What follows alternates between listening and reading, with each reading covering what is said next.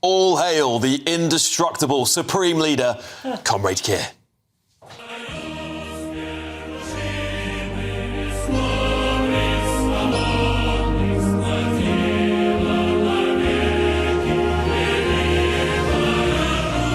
He's done it again. He's taken out the opposition before they've even had a chance to challenge him properly.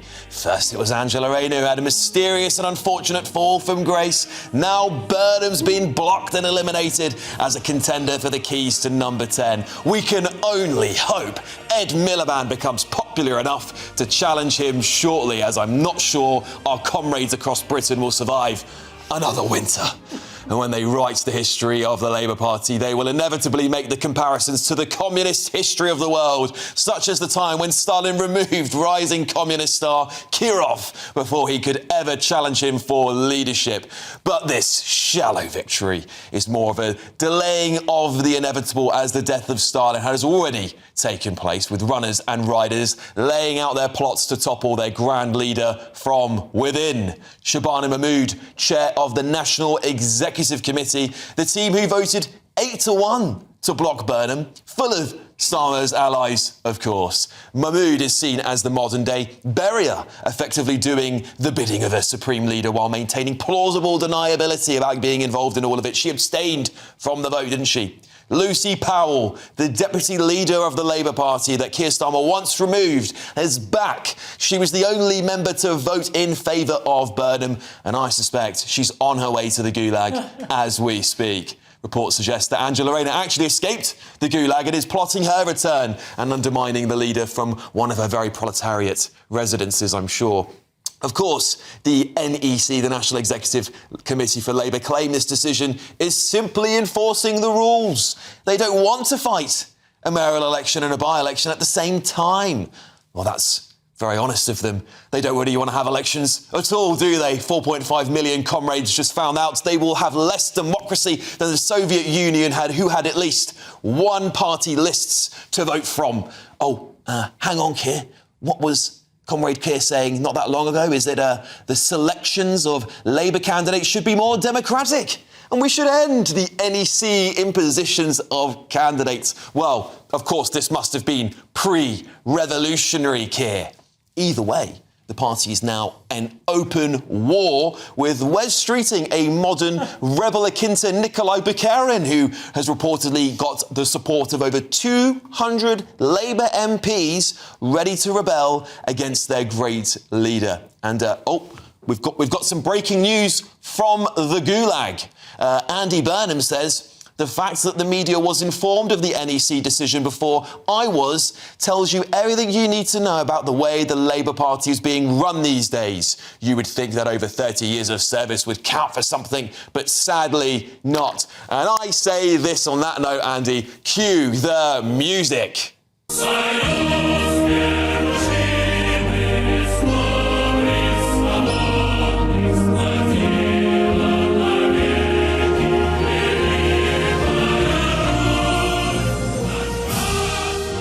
How will our great leader fare?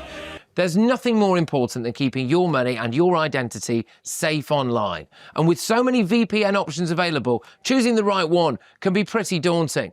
But this video's sponsor, ExpressVPN, is making the choice easier for GBNews viewers. ExpressVPN is offering up to 73% off, plus 4 extra months free. That's top-level security from just £2.49 a month, and you're covered by their 30-day money-back guarantee. So just click the link in this video's description or scan the QR code now. Remember, when you're online, you are often sharing personal data, so hackers can steal your information, your passwords, your photos, and your bank details in just seconds. But ExpressVPN encrypts your connection, making it virtually impossible for hackers to access your personal information. So why choose ExpressVPN? Well, it couldn't be easier to use. With just one click, you are protected. And ExpressVPN uses military-grade AES 256 encryption, which is the same standard trusted by the US government to guard their classified information. With their new tiered plans, you can protect up to 14 devices at once and manage passwords securely. Live chat support is available 24/7, and it typically connects you in under a minute with a real person. Click the link in this video's description or scan the QR code to get up to 73% off ExpressVPN plus 4 extra months free. Start protecting yourself today with ExpressVPN. Is it all over for Supreme Leader Starmer? We're going to find out here with getting the thoughts of my panel, businessman and activist Adam Brooks, former Labour Minister Bill Rammell, and former Conservative MP Jane Stevenson. Adam, I'll start with you. Because I was left to have a bit of fun with this. But look, I think that what I'm trying to get at here, a bit of satire, is that Keir Starmer, you know, he's trying to shake off this dictator vibe all the time, but he keeps on proving us all that we're right, unfortunately. This constant, you know, ability to block elections, to block contenders, it's unparalleled. It's unparalleled. Starmer thinks he's looking strong here. In fact, it's the opposite. He's looking like a weak, desperate man.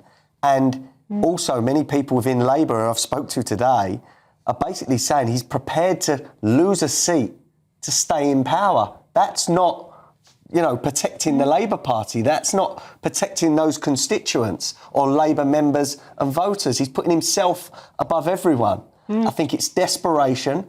And I think once the May elections come and go and they get annihilated, which they're going to get annihilated, Andy Burnham is going to come back. I mean, I've got to call my source and find out, but I think Andy Burnham is going to come back after the May elections and challenge Keir Starmer. I think this is the point, because we've got Bill here. If you all remember, if you've been tuning into this show for the last few weeks, there was a showdown here. There's always a showdown with Adam and Bill. We love it, really, don't we? They both said this. Let's play this in just a second. We've got it? We've got the start? We got it ready? Got the video? It's coming.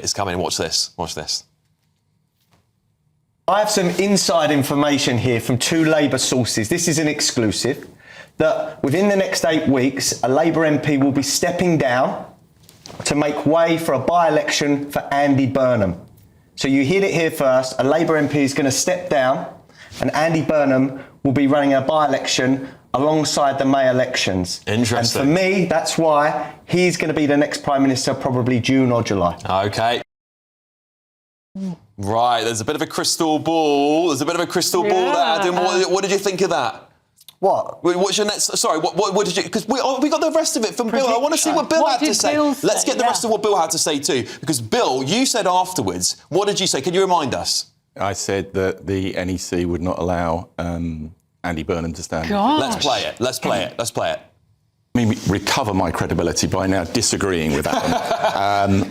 My sources are better than yours, Bill. You wait. They're genuinely not, and I understand the Labour Party constitution and how it works. It's not going to be Andy Burnham. One, because the National Executive Committee, where Keir Starmer's got a ruling majority, would have to endorse him as a candidate, and that's not going to happen. Secondly, and I say this hesitatingly, it would be a tough ask for Labour to win any by-election at the moment. So it's just not going to happen.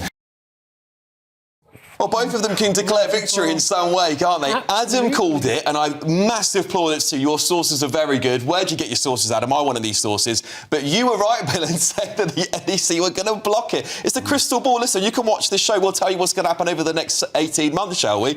Adam, crystal ball, what's happening next? Right, so in the May elections, when they get wiped out, Labour, I believe, it's my opinion, I haven't checked with my source yet, I think Andy Burnham's going to come back and try and take the title. And I think many in the Labour Party believe to get the Northern vote, they need him. They need Burnham. So I think that, look, the Labour Party are going to implode by the next election. They need Burnham. Jane, Tories are a bit like the Romans with Caesar stabbing him in the back. They did it quite obviously. The Tories, the Labour Party's a little bit more like the Communist Party. It takes a long time to get rid of a leader. Is that quite a fair depiction? Well, I think the interesting thing about Sir Keir Starmer at the moment, he's not quite managing to keep the backbenchers quiet, because we have got Carl Turner today, after the decision was made. There'll be a lot of bloodletting in the Parliamentary Labour Party about this decision. You've got John Trickett going, strong leaders don't hide from talent. They make a common cause.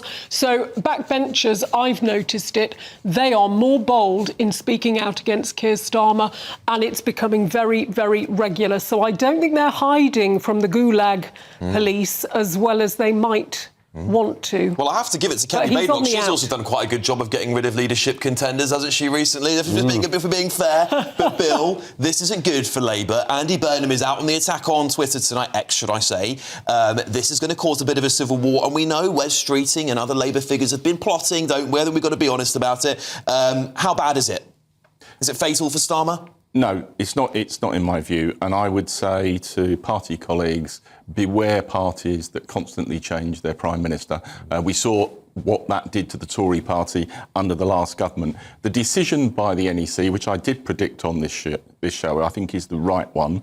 One, it's about the cost of a mayoral election. Two, mayoral positions are really important. They're significant seats of power. And to just say, I'm going to rip that up because I want to go back to Westminster, I don't think is the right call. Well, let's be clear. Being a mayor is more powerful than being a member of Parliament. Absolutely. So there's only one conclusion, that he wants to be Prime Minister, right? Why would you give up all that power to be a member of Parliament just being voting fodder? And that may be the case. But I also think that had he been selected as the Labour candidate in the by-election, the by-election campaign would have been constantly dogged by speculation and trying to get Andy to comment on the Prime Minister and what he was going to do. And I think the Labour Party needed that like a hole in the head.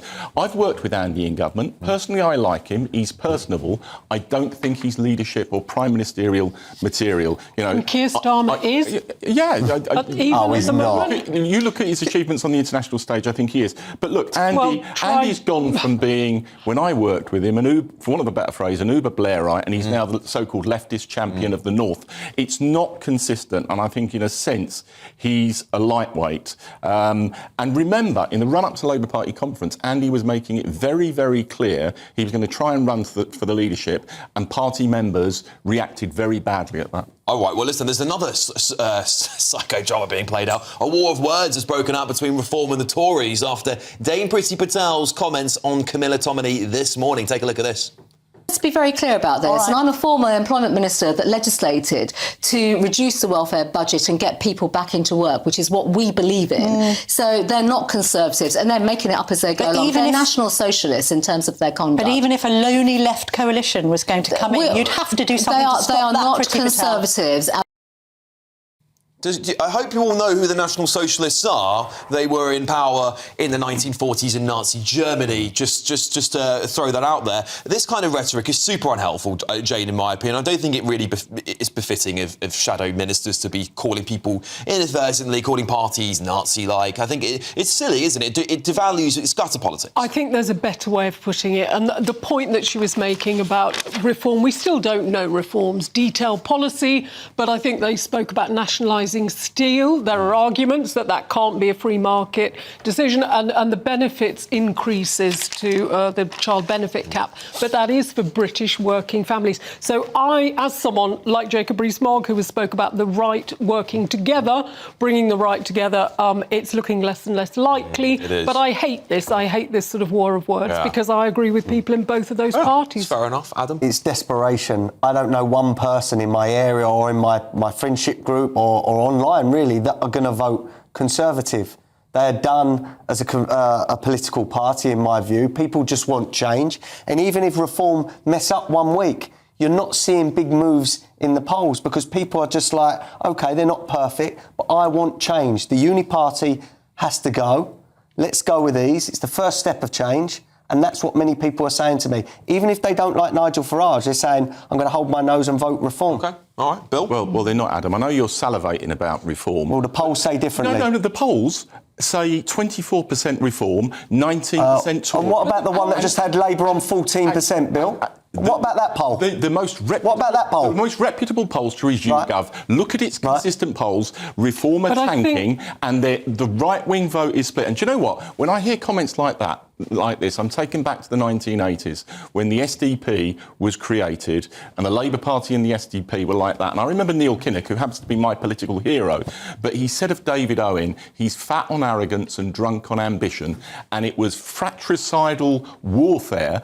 And that is where Reform and the Tories are. Not in the 80s, Bill. And, but the same logic applies. I talk to people every day. And so do I. And they've had enough of the uni party. The polls say very different things in different sorts of places. And that's not nice for someone. For me, I'm from Wolverhampton. It's a very working class, very proud industrial place. Among richer people, Conservatives are improving. Reform aren't doing so well. But among poorer working class communities, Reform are doing well. I think they romp the next election. Labour are tanking, which is the Delusional, Adam. uniform. Delusional. Right. Let's see.